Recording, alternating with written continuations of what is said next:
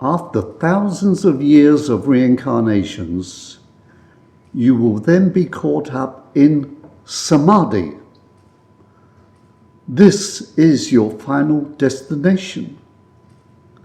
Now, these chilling words came from a spirit at a seance who was controlling my friend in trance. The lights were turned out, the room was dark, and then suddenly lights appeared.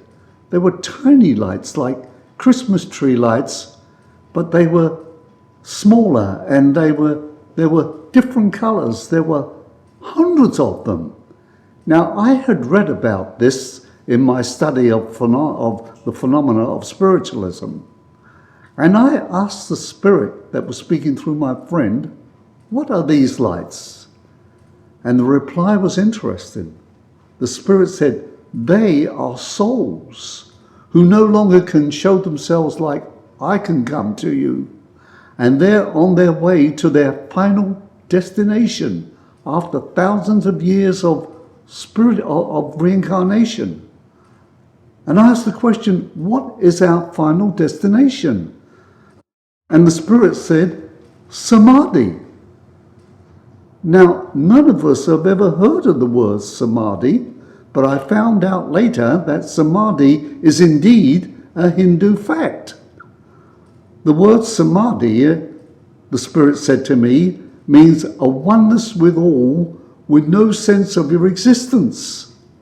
I said, well, what do you mean? Well, it said you are caught up into like a ball of light and you are feeling warm and pleasant and happy, but there is no sense of your existence. I said, well, that's like being dead. And the spirit laughed.